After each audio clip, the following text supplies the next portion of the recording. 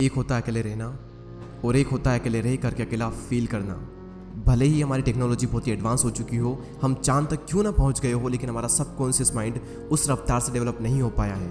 उसे आज भी यही लगता है कि जिस तरह हमारे लिए पहले ग्रुप में रहना ज़रूरी था, क्योंकि अगर ग्रुप में नहीं रहेंगे तो जानवरों को शिकार नहीं कर पाएंगे, बल्कि खुद जानवरों का शिकार बन जाएंगे। और इसी वजह से हमारा ब्रेन आज भी अकेलेपन को डेंजर का साइन मानता है। साइंटिस्ट ने एक बार एक एक्सपेरिमेंट किया और उसमें लोगों से पूछा गया कि आप अपने नेगेटिव थॉट्स के साथ में 15 मिनट अकेले रहना पसंद करेंगे या फिर एक बिजली का झटका।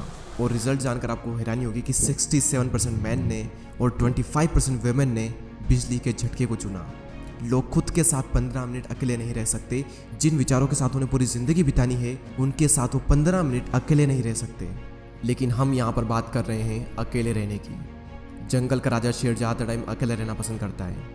उसकी ज़िंदगी में ऐसी बहुत सी सिचुएशन आती है जहाँ पर उसे भेड़ियों का झुंड घेर लेता है। उस वक्त वो ना तो अकेला फील करता है और ना ही वो कमज़ोर फील करता है। उसे पता होता है कि इन सब के लिए तो मैं अकेला ही काफ़ी हूँ। और आप ये बात जान लो कि ग्रुप हमेशा फॉलोअर्स का होता है, लीडर अकेला ही लीड करता है। शेर अकेला किसी मजबूरी के कारण नहीं रहता, बल्कि वो अपनी चॉइस से अकेला रहता है। इस दुनिया के ज़्यादातर हाईली सक्सेसफुल लोग इंट्रोवर्ट हैं। इंट्रोवर्ट यानी कि वो लोग जिन्हें अकेले रहना पसंद होता है, जो लोगों में जाना पसंद नहीं करते। बिल गेट्स जो कि माइक्रोसॉफ्ट के को फाउंडर है, 7 दिन के लिए बिना किसी टेक्नोलॉजी के अपने फ्रेंड्स एंड फैमिली से दूर रहकर अकेले रहते हैं। और इसका रीज़न वो ये बताते हैं कि इससे उनकी क्रिएटिविटी बढ़ती है, उनके माइंड में नए नए आइडियाज़ आते हैं और अपनी लाइफ के कई सारे बड़े बड़े डिसीजन उन्होंने इसी दौरान लिए हैं।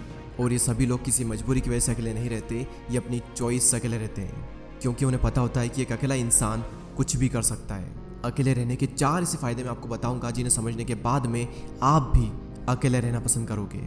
पहला पॉइंट है बूस्ट क्रिएटिविटी।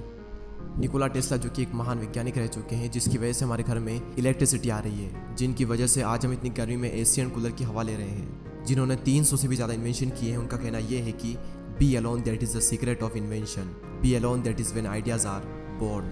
अकेले रहो क्योंकि यही वो समय है जहाँ पर आइडियाज़ पनपते हैं। अकेले रहो क्योंकि यही वो टाइम है जब इन्वेंशन होते हैं। निकोला टेस्ला जब खोज कर रहे थे तब उनके पास कोई भी ज़्यादा बड़ी टीम नहीं थी। उन्होंने ज़्यादातर जो इन्वेंशन है वो अकेले रहकर अपनी लैब में किए। और रिसर्च बताती है कि जब आप अकेले होते हो और कुछ भी नहीं कर रहे होते हो, तब आपके ब्रेन के DMN यानी कि डिफ़ॉल्ट मोड नेटवर्क में ज़्यादा एक्टिविटी होने लगती है। और इसी नेटवर्क की वजह से इंसान क्रिएटिव सोचता है, उसके ब्रेन में नए नए आइडियाज़ आते हैं। सर आइजैक न्यूटन को भी क्रिएटिविटी का आइडिया तब आया था जब वो अकेले एक एप्पल ट्री के नीचे बैठे थे। मेरे इस यूट्यूब चैनल पर इतनी सारी वीडियो है, इनमें से एक भी वीडियो ऐसी नहीं है जो कि मैंने किसी के साथ बैठकर बनाई हो। सारी वीडियोस के आइडिया मुझे अकेले में आए हैं और सभी वीडियो की स्क्रिप्ट मैंने अकेले बैठकर ही लिखी है। अगर मेरे साथ कोई है तो मैं कभी भी काम नहीं कर सकता। मुझे एकांत माहौल चाहिए क्रिएटिव सोचने के लिए। सेकंड पॉइंट है इंक्रीज्ड फोकस। जब आप अकेले रहोगे तो उन सभी लोगों से दूर रहोगे जो कि आपका ध्यान भटकाते हैं। आपका पूरा फोकस बस एक ही जगह पर रहेगा, आप चाह कर भी भटक नहीं सकते। आज से 4 साल पहले जब मैंने अपनी यूट्यूब जर्नी स्टार्ट की थी, तब मेरी लाइफ में सिर्फ 3 से 4 ही फ्रेंड थे और उनसे भी मेरा मिलना बहुत ही कम होता था। उस वक्त मैं ज़्यादातर टाइम अकेला ही रहता था और मुझे बहुत अच्छा लगता अकेले रहना, क्योंकि अकेले में मैं एक जोन में होता था। मैं भगवान का बहुत ही शुक्रगुजार हूँ कि उस वक्त मुझे लोग ज़्यादा पसंद नहीं करते थे। मेरी लाइफ में बहुत ही कम लोग थे और उसी वजह से मैं फोकस कर पाया और आज कुछ बन पाया, सिर्फ और सिर्फ क्योंकि मैं आइसोलेशन में था। अब ये आइसोलेशन क्या होता है? एक होता है अकेले रहना और एक होता है अकेले रह करके अकेला फील करना। अकेले फील करना यानी कि लोनलीनेस, अकेलापन। इसके लिए आपकी लाइफ में 1 से 2 लोग होने चाहिए, कुछ खास लोग जिनसे आप टाइम टू टाइम मिल लें, अपने दिल की बातें शेयर कर लें और उसके बाद फिर ख़त्म।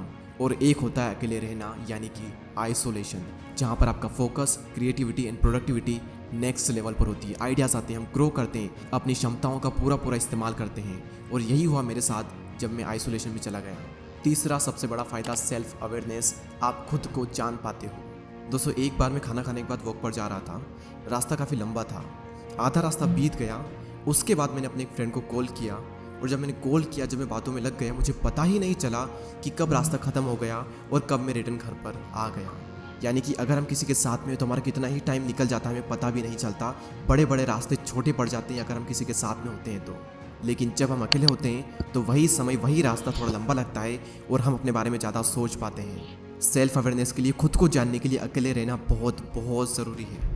और अगर आपको ये लगता है कि आप सेल्फ अवेयर हो, आप खुद को बहुत ही अच्छे तरीके से जानते हो, तो आप सभी लोग ये बात जान लो कि 5000 ऐसे लोग थे जिनको ये लगता था कि वो सेल्फ अवेयर हैं, लेकिन जब उनका सेल्फ अवेयरनेस का टेस्ट किया गया तो उनमें से सिर्फ 10 से 15% ऐसे लोग थे जो कि सेल्फ अवेयर थे। जिन्हें अपना पेशेंट पता था, जिन्हें अपनी स्ट्रेंथ पता थी, जिन्हें अपनी वीकनेसेस पता थी। बाकी लोगों के अंदर सारी चीज़ें हैं लेकिन उन्हें पता कुछ भी नहीं है। तो अकेले समय बिताओ और खुद को जानो।